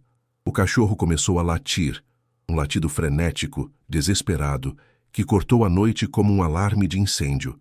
Jamil olhou para Helena, os olhos arregalados de pânico. Eles vieram, ele sussurrou. Não por nós, pelo que você achou. Eles estão no celeiro. O sangue de Helena gelou. Seu pouco de roupa, a máquina de costura, o baú com o ouro. Estavam destruindo tudo. Um barulho violento ecoou pela distância. Um som de ruptura que o vento trouxe até eles. O som de madeira sendo estilhaçada. Eles haviam arrombado a porta do celeiro. Mesmo à distância, Helena podia imaginar a cena. Homens rudes e violentos, vasculhando suas coisas, destruindo o pouco que ela tinha, procurando pelo segredo que ela carregava junto ao peito. A fúria se misturou ao terror. Era uma violação, uma invasão em sua vida já devastada. Eram os capangas. Os acidentes de Arthur Valadares estavam começando a acontecer. Seu Jamil agarrou o braço de Helena, a mão nodosa forte como um alicate. Eles não vão achar nada e vão ficar com raiva, vão vir para cá depois. O cachorro já nos denunciou. Não temos tempo. Temos que sair. Agora. O pânico na voz do velho era contagiante. Ele estava certo. O latido desesperado do cachorro era um farol na escuridão, guiando os lobos diretamente para eles. A cabana não era mais um abrigo. Era o próximo alvo. A armadilha estava se fechando. Não havia mais para onde correr. A única saída era atravessar a escuridão. O instinto de sobrevivência tomou conta. Não havia tempo para pensar, apenas para agir. As crianças, Helena gritou, correndo para o quarto dos fundos. Ela as pegou nos braços, uma de cada vez, os corpos quentes e moles de sono. Eles resmungaram, confusos, e ela sussurrou palavras de calma que não sentia, o coração batendo descontroladamente. Vamos, meus filhos, vamos passear de carro no escuro. É uma aventura. A mentira queimava sua língua. Enquanto isso, seu Jamil já estava em ação. Ele pegou uma velha espingarda de caça de trás da porta e uma pequena sacola de lona, onde jogou um pouco de comida e uma garrafa de água. Seus movimentos eram rápidos, eficientes, os de um homem que passara a vida se preparando para um momento como aquele. O latido do cachorro lá fora ficou mais agudo, mais próximo. Eles estavam vindo. Helena podia ouvir, ou talvez apenas imaginar, o som de passos pesados esmagando o mato seco, vozes baixas e irritadas cortando a noite. O tempo acabara. Estavam na porta. O terror era um gosto metálico em sua boca. Pelos fundos, Jamil ordenou, apontando para uma pequena porta na cozinha que ela não havia notado. Leva a uma trilha antiga. Minha caminhonete está escondida lá, vamos. Ele abriu a porta, revelando uma escuridão ainda mais profunda do que a da noite. Um cheiro de terra úmida e folhas em decomposição invadiu a casa. Helena, carregando Sofia e segurando a mão de Lucas com força, mergulhou naquela escuridão, seguindo o velho. Lucas começou a chorar, assustado com a pressa e a escuridão. Silêncio, meu filho. Por favor, silêncio, ela implorou, a voz um sussurro desesperado. Atrás deles, ouviram um som alto e violento. A porta da frente da cabana sendo arrombada. Um grito de raiva. Não tem ninguém aqui, porra! Onde eles foram? As vozes dos capangas ecoaram na noite, perigosamente perto. Eles estavam sendo caçados. A adrenalina queimava em suas veias, anulando o cansaço, o medo, tudo. Só existia a necessidade de correr, de colocar a maior distância possível entre seus filhos e aqueles homens. A trilha era um pesadelo. Um caminho estreito e irregular, cheio de raízes e pedras que ameaçavam derrubá-los a cada passo. A escuridão era quase total, e eles corriam às cegas, guiados apenas pela mão de Jamil no ombro de Helena e por seu conhecimento instintivo do terreno. Os galhos arranhavam seus rostos e braços, deixando rastros ardentes em sua pele. Sofia choramingava em seu colo, o corpo pequeno tremendo de medo. Lucas tropeçava, mas se levantava sem reclamar. A mãozinha suada apertando a dela com uma força desesperada. O som de seus próprios passos apressados, de suas respirações ofegantes, era tudo o que ouviam, misturado aos gritos distantes dos homens que os procuravam. Helena sentia os pulmões queimarem, as pernas fraquejarem, mas continuava correndo, impulsionada por uma força que vinha do lugar mais profundo de seu amor maternal. Ela não cairia, ela não pararia, ela não deixaria que eles os pegassem. Proteger seus filhos era a única coisa que importava no universo. Finalmente, chegaram a uma clareira. Sob a luz fraca das estrelas, Helena viu a silhueta de uma caminhonete velha, coberta por galhos e folhas, uma camuflagem improvisada. Era um veículo antigo, amassado e enferrujado, mas naquele momento parecia o mais belo e seguro dos transportes. Jamil jogou Helena e as crianças para dentro da cabine apertada, o cheiro de mofo e óleo enchendo suas narinas. Ele deu a volta e pulou no banco do motorista, a espingarda ao seu lado. As mãos dele tremiam ao girar a chave na ignição. O motor engasgou. Uma vez, duas vezes. Um som de metal protestando. O coração de Helena parou. Vamos, vamos, vamos, ela sussurrou, uma prece desesperada. Atrás deles, na trilha, ouviram um grito. Ali! Eu vi alguma coisa se mexendo. Eles foram vistos. O feixe de luz de uma lanterna poderosa varreu a clareira, passando a centímetros da caminhonete. Eles prenderam a respiração, encolhidos na escuridão da cabine, esperando o inevitável. A luz continuou se movendo, procurando. Eles não os tinham visto com clareza. Ainda. Jamil girou a chave uma última vez. Com um ronco alto e um solavanco violento, o motor antigo pegou. O barulho pareceu um trovão na noite silenciosa. Não havia mais como se esconder. Segurem-se! Ele gritou e engatou a marcha. A caminhonete saltou para a frente, os pneus cantando na terra enquanto ele manobrava para sair da clareira e entrar em outra trilha, mal visível. Os gritos dos homens se tornaram mais altos, furiosos. O feixe da lanterna voltou, desta vez fixando-se neles. Tiros ecoaram na noite, o som estalando no ar. Bang! Bang! Um dos disparos atingiu a lataria da caminhonete com um pingue metálico que fez todos se encolherem. Helena se jogou sobre as crianças, usando seu corpo como um escudo, o coração na garganta, esperando a dor de uma bala a qualquer segundo. Outro tiro estilhaçou o vidro traseiro e cacos voaram para dentro da cabine.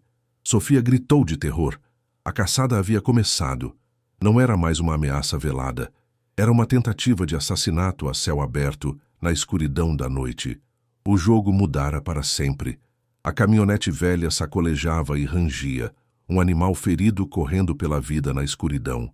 Jamil dirigia com uma habilidade nascida de uma vida inteira naquelas terras, desviando de árvores e buracos em uma trilha que mal existia. Helena, encolhida no chão da cabine com as crianças, sentia cada solavanco, cada derrapada.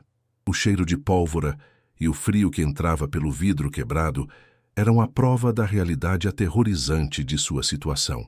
Os documentos de seu bisavô, pressionados contra seu peito, eram agora a única razão pela qual estavam sendo caçados como animais. O diário, a escritura, os mapas, não eram mais pedaços de papel, eram sua única arma e sua maior maldição. O ouro esquecido no celeiro não importava. A vida de seus filhos, o testemunho do velho Jamil, a verdade de um crime de 50 anos, tudo dependia daquela fuga desesperada na escuridão da noite brasileira. Atrás deles, as luzes da caminhonete dos capangas balançavam entre as árvores, uma besta mecânica que se aproximava implacavelmente, faminta por silenciar a história para sempre. O ronco do motor dos perseguidores parecia cada vez mais próximo. Helena ousou olhar para trás pelo buraco do vidro. Viu os faróis, 2 olhos amarelos e raivosos cortando a escuridão, ganhando terreno. Eles eram mais rápidos, mais potentes. Seu Jamil, sentindo a aproximação, forçou o motor da caminhonete ao limite. O veículo inteiro tremia, protestando, mas continuava avançando. O cheiro de óleo queimado começou a se infiltrar na cabine. Helena agarrou os filhos com mais força, o corpo tenso, esperando o impacto, o momento em que seriam alcançados.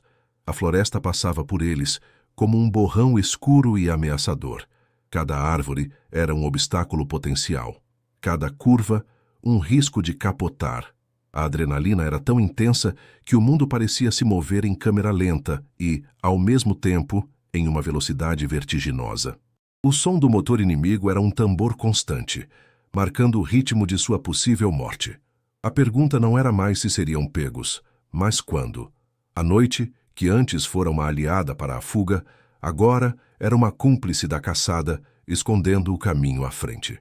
Seu Jamil fez uma curva brusca, quase jogando a caminhonete para fora da trilha.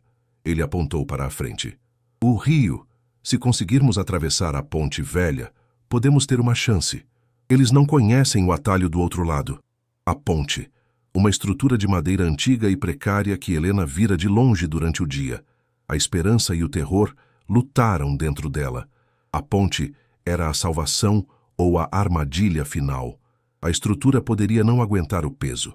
Poderiam ficar presos no meio do caminho. Um alvo fácil. Mas não havia outra opção. Era a ponte ou serem engolidos pela besta que os perseguia. A caminhonete saltou para fora da mata e entrou na clareira que levava ao rio. A ponte estava ali, uma silhueta esquelética contra a água escura que brilhava sob a luz das estrelas. Parecia assustadoramente frágil. Jamil não hesitou. Ele acelerou, apontando o nariz do veículo para a primeira prancha de madeira.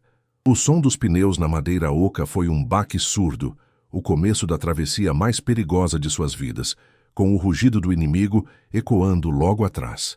A caminhonete atravessou a ponte com um último gemido de protesto, as tábuas de madeira estalando sob os pneus como ossos velhos. Assim que alcançaram a segurança da outra margem, seu Jamil desligou o motor.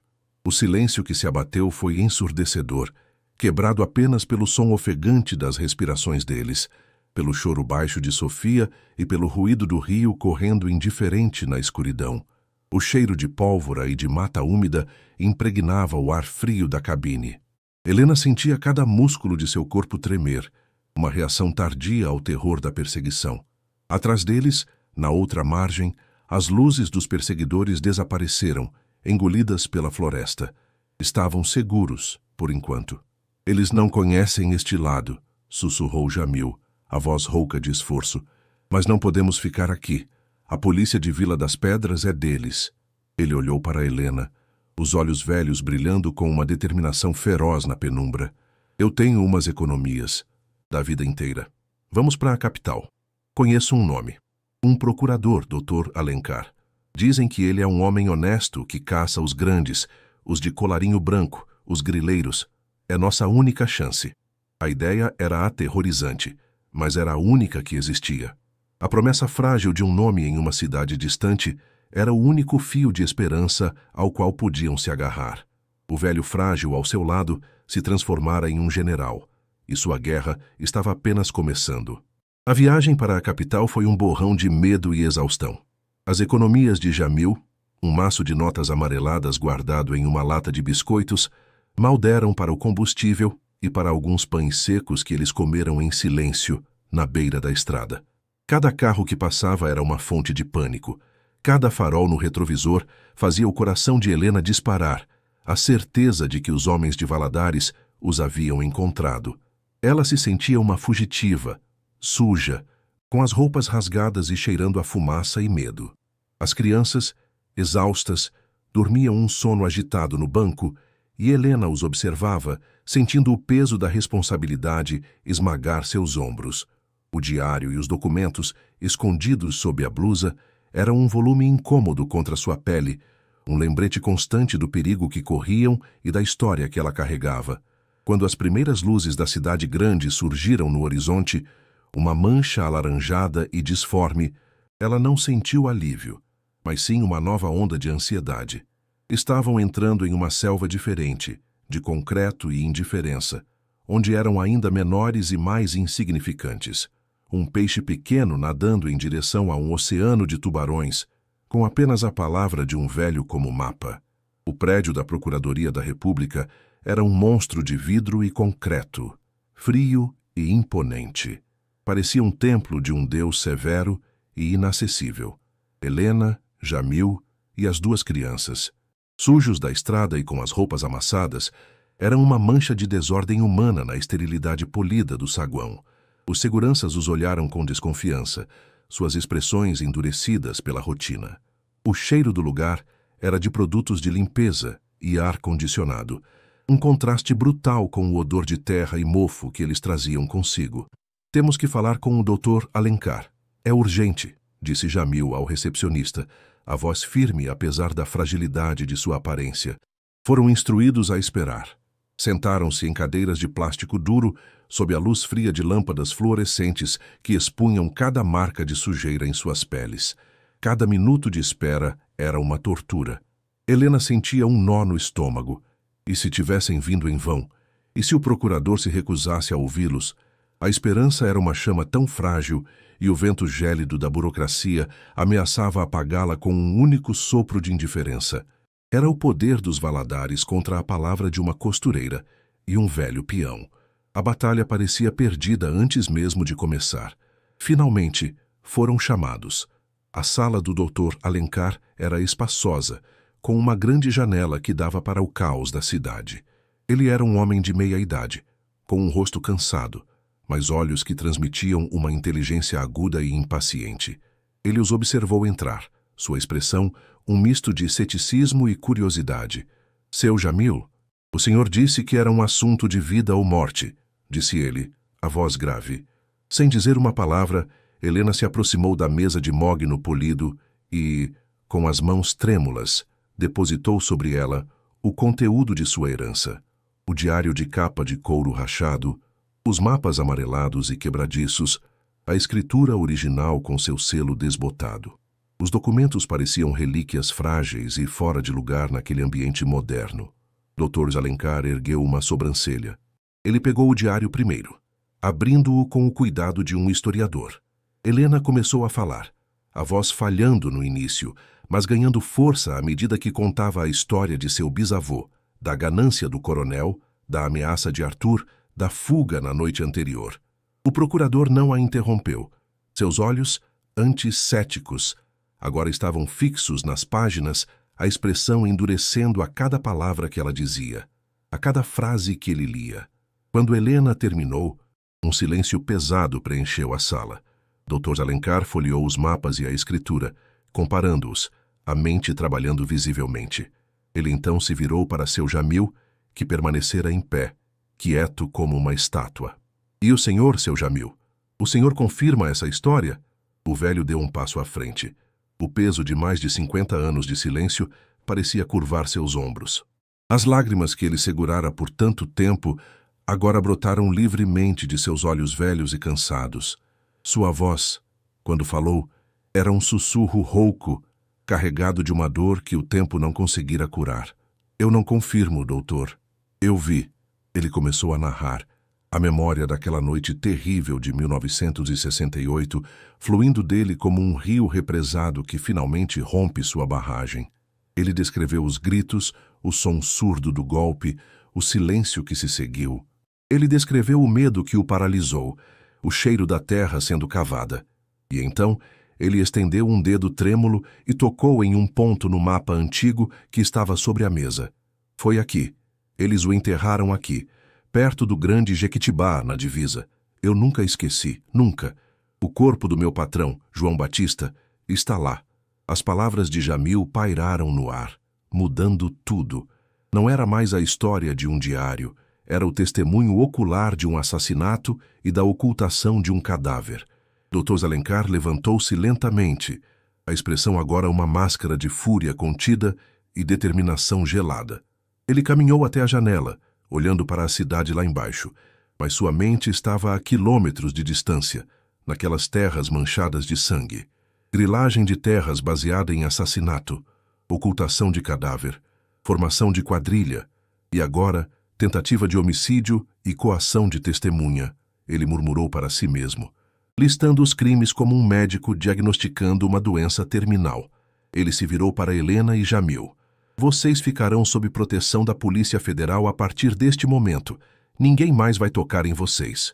O som do interfone sendo acionado foi o primeiro trovão de uma tempestade que estava prestes a desabar sobre a família Valadares.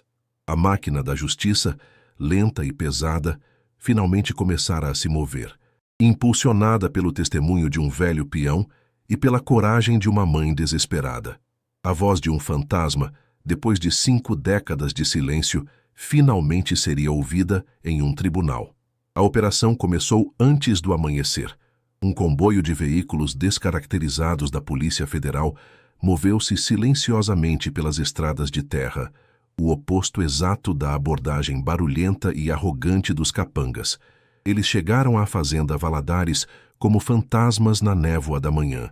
Uma equipe se dirigiu ao local indicado por Jamil, o velho e majestoso Jequitibá, que se erguia como um monumento silencioso na divisa das terras. A área foi isolada.